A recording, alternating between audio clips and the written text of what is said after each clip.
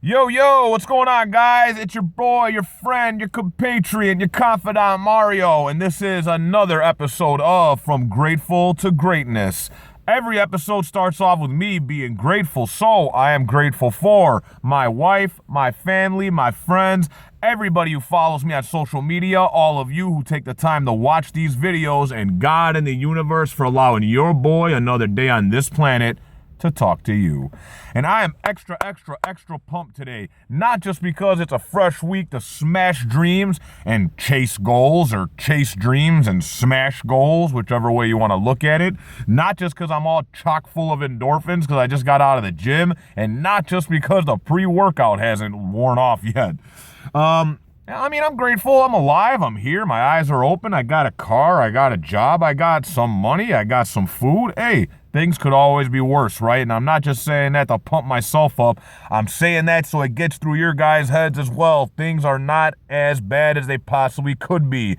You know how I know that? Because you're watching this on the internet. And if you have the internet, things are not as bad as they could possibly be, all right? So be happy. Run down a list of things you have to be grateful for. I promise it'll brighten your little spirit up. So, you saw the title of the video. You are gonna lose. You're gonna lose. Sounds kind of like a downer, right?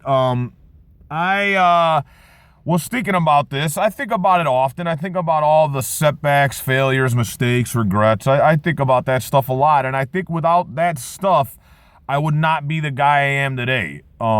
And I think of it, I try to put reason or logic to things. I say to myself, the universe or God or whatever put me through all these things. And hey, I put myself through a lot of it too, because, I'm not the best at making decisions.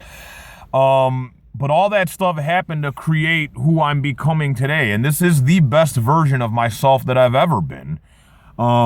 And that's not just me saying it. I mean, friends and family have said it too. So I appreciate hearing it, because it's good to know that the energy I'm putting out to the world is coming back and people are feeling it.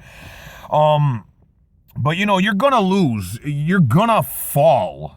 I think a lot of times people go on these little dream chasing journeys and they have it in their head that, I got this dream, and since I have this dream, I'm going to go out and go after it. And since I'm going out and going after it, that should automatically mean it's going to work like this. And I'm here to tell you guys, it's not.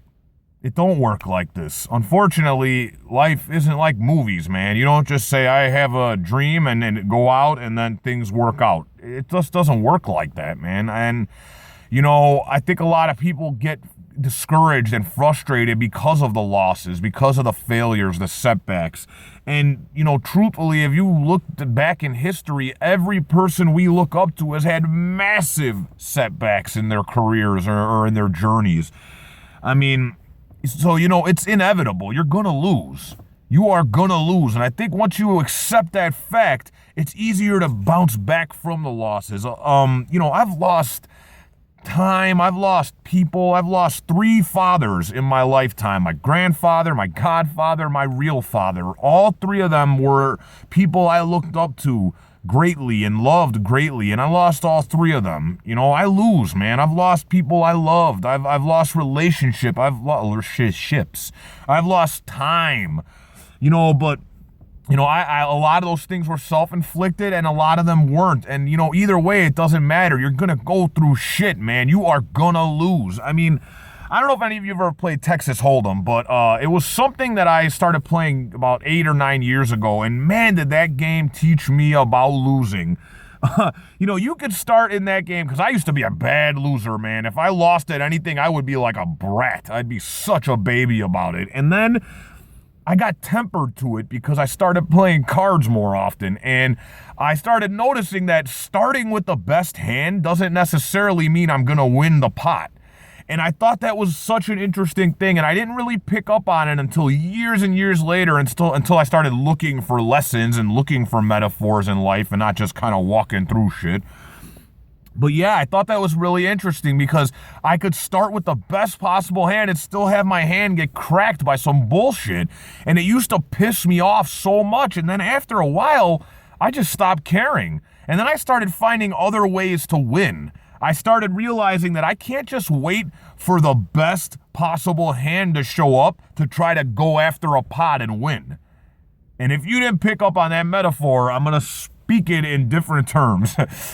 You can't wait for the best possible time. You can't wait for the best possible chance. You can't wait for money to be right. You can't wait for everybody in your life to be perfect. You cannot wait for perfect opportunities to go after the pot that you are destined to win. You can't.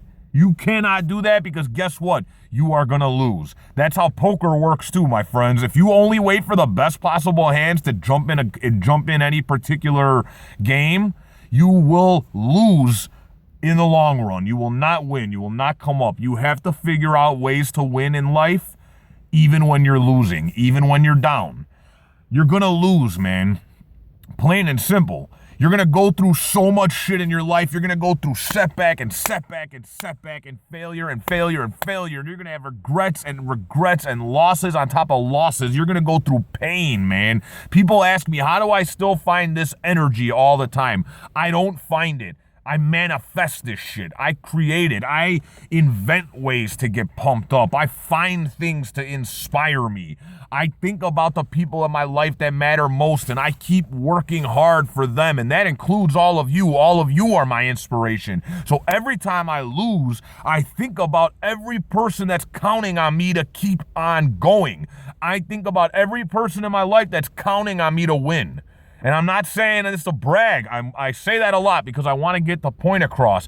I'm saying this because you guys have to stop waiting for things to motivate you. You have to stop waiting to find the perfect opportunity, or stop thinking that motivation is this thing that you're just going to have one day. It isn't.